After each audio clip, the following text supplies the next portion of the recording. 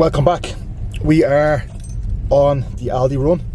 I'm just back from getting a haircut today, which is well needed, and it's really fucking nice out today as well. So good mood all around. Blue skies, the camera's up. Sunny weather. It's like deja vu, this Aldi trip, isn't it? Yeah, we go to Aldi every 2 or 3 days. I feel like we live in there. Everyone knows us in there at this stage as well. But yeah, so rest day today.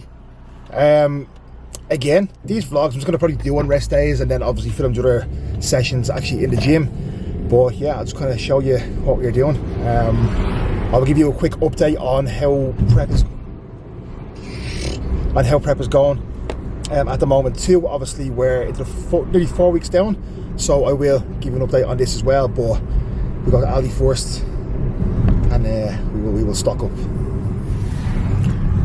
Also, I don't know about anybody else, but I think women are way worse drivers than men. That is such a stereotype. It's fucking true. It's not. I'm terrified. You can get a bus through there. Where is it? Right here? Go around. Oh. Oh shit, oh no. Oh my god. Mark. They ask you, you have to speak into the thing, don't you? Yeah. Hi, what do you want? Can I get a black Americano? A black Americano. With a shot of sugar-free caramel. With a shot of sugar-free caramel. And 2 sweeteners. And 2 sweeteners, please. Yeah, get a large one. Large? Medium. Medium, please. Anything else? Can I get just a normal Americano, please? A medium? Yeah, anything else? No, that's perfect. That takes our ground with you, I guess. Thank you. That's stressful, that is. She sounded like she was having a miserable day. So I know, yeah. she's like, one thing I actually want to touch on is I had a client call yesterday evening. So the topics was basically kind of like how to see more progression during a dieting phase from what we're already doing. And we touched on, tips for, cardio, etc. that can kind of keep us driving forwards. Tips for food that potentially will help. And one thing that came about is kind of like additional things that we may not even realise there's calories coming from, such as coffees, such as liquid calories that you may be having on a day-to-day basis. Because if you go to Starbucks, you get a latte with something in it, like say for example, that can easily be 150 calories. If you're having one of them a day, or a couple of them a day, as I see as well, you could be adhering 100%, but them additional calories are really kind of taking you over, probably back into a maintenance or back into a surplus. So bear that in mind. In a dieting phase, be honest with yourself, really take a step back and look at being like, right, am I really nailing everything, or am I having these potential additional calories here or there that I may not even realise that I'm doing, basically. So have a look at what you're doing. So like I said, I'm going to go through kind of how prep is going so far, and kind of any adjustments, etc. that may have been made. So we are now pretty much 4 weeks in to prep, sitting now just over 19 weeks out. At the start, kind of the weight was sitting at like 134.5, which is about kind of like 296 pounds, and at the moment we're sitting around 131, which again like 290 or something. So that's where we're sitting weight wise. Now composition, it looks a lot different than 6 pounds. I think that can be down to the reintroduction of obviously cycle as well, which will have a big impact on things in terms of overall just kind of like composition starting to improve, and then overall fullness starting to come back. I think that's why we have started so far out from prep as well, so that we could take our time with this. We didn't have to like drop the hammer straight away and just suck things down. We could take our time, and we could slowly pull things down and allow the body to kind of recomp as we go, and without just chasing the scales coming down. And that's what's happened so far. So more or less kind of like 6 pounds down, but well, just over 6 pounds I'd say, but the physique looks a lot different for sure. But I think now this weekend, I was chatting to Cooper the other day, and we decided that we probably will push things a little bit harder from this weekend. So just a few manipulations when it comes to food.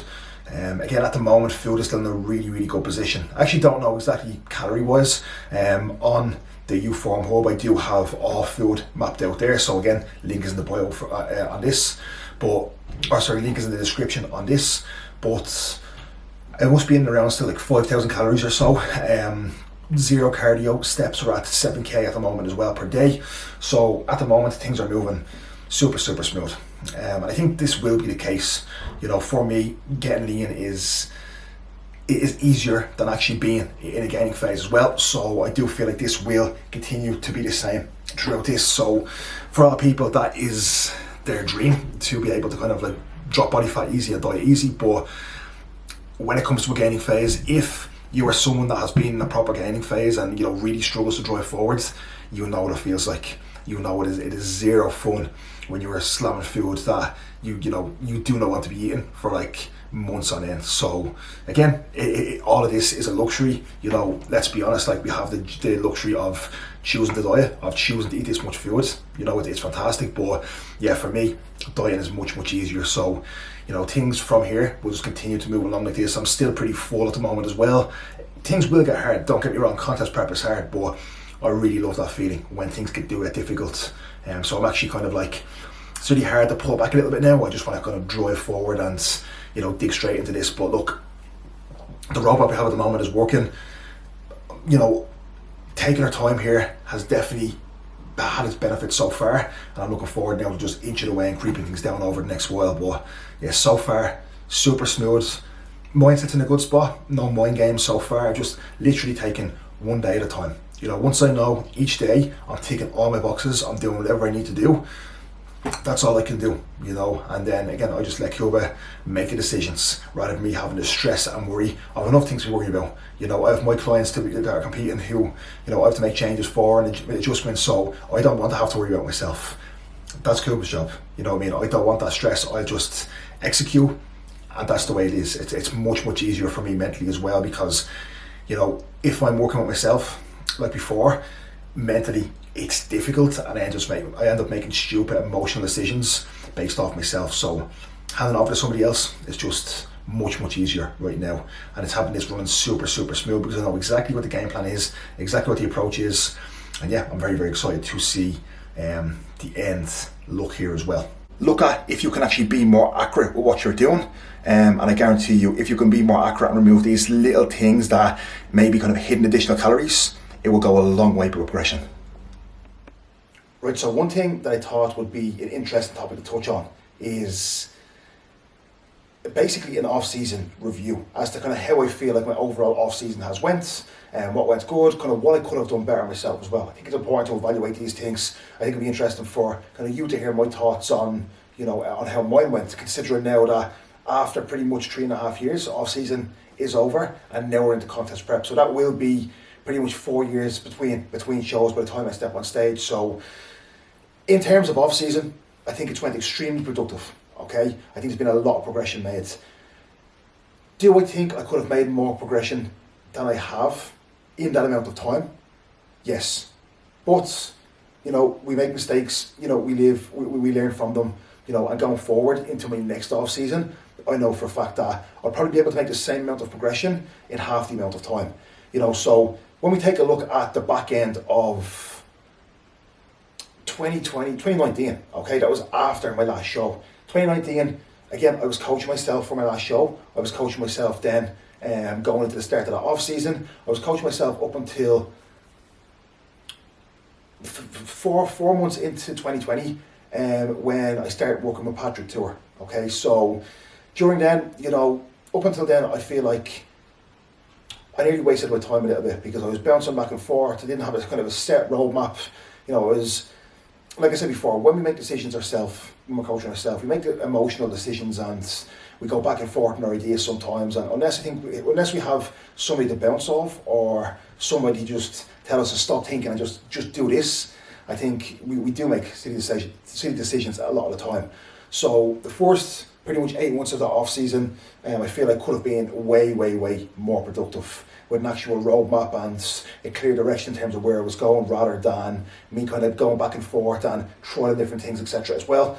Obviously working with Patrick, I did make some good progress, but personally for me, that was a difficult time in terms of, obviously, you know, that was lockdown and, you know, mentally and stuff, I had a lot going on. So yes, I was still doing everything, but I had a lot of digestive issues and digestive stress, and I was eating meals and I was vomiting them back up, and I'd have to sleep, I'd have to nap a lot as well, because the gut was so destroyed that, it was, I can't even explain it, but them few months were difficult because, like I said, I couldn't even hold food down. It was taking me like an hour to eat a meal, and it was coming back up and everything. So them few months I felt like I was nearly in limbo, and I couldn't make them as productive as what I wanted.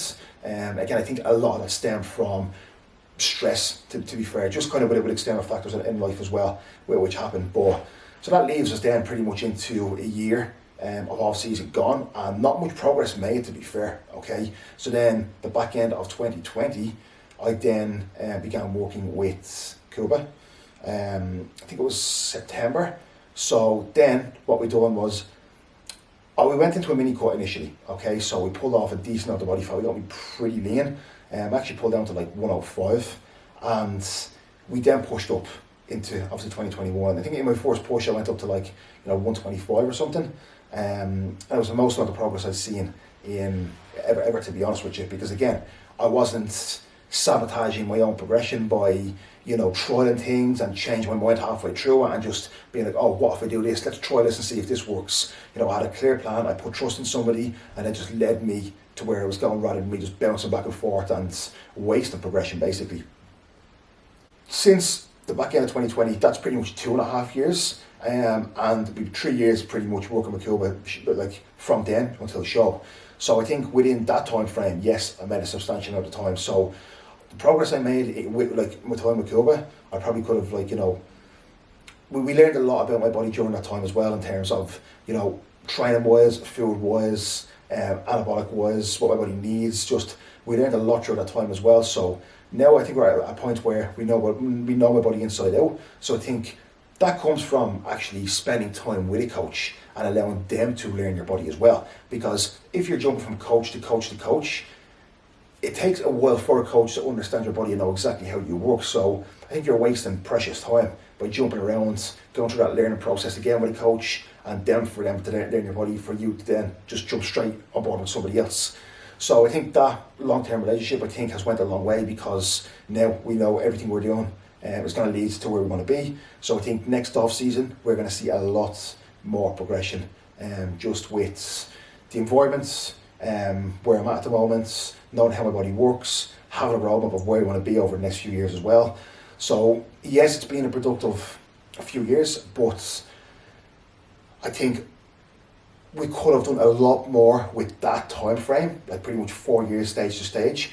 I know for a fact I could have done a lot more with that time frame, and that frustrates me to an extent, but at the same time, it's a learning curve. It won't happen again, and it's only going to lead me to actually getting better. I think during that time as well, it's not just the progression physically, but I've progressed, everywhere else. I've built a business up. I have worked on myself, personally, mentally. All these things put you in a better position to actually be able to make more progress physically as well. When you kind of got all your ducks in a row and sort out all other external factors or problems that may be limiting your progression. Like I said, through that kind of stress that I was having in 2020, which impacted digestion, etc. as well, which actually did come back in 2021 as well, when working with Cuba. But again, we have found kind of the root cause of this, where it stems from, and then we've put things in place in terms of, yes, food choices, etc., but then how to kind of what brings on this kind of high stress environment, and how to kind of mitigate that, and how to reduce that so that it doesn't affect my progression. Does that make sense? So I think if I was to give you any tips on how to kind of maximize your off season going forward as well, kind of learning from any mistakes that I've made in the past as well, is I think with anything, make sure the other areas in your life are in a good position, and you're actually actively working on improving areas that may be stressing you out or may not be in a good position or there's problems with.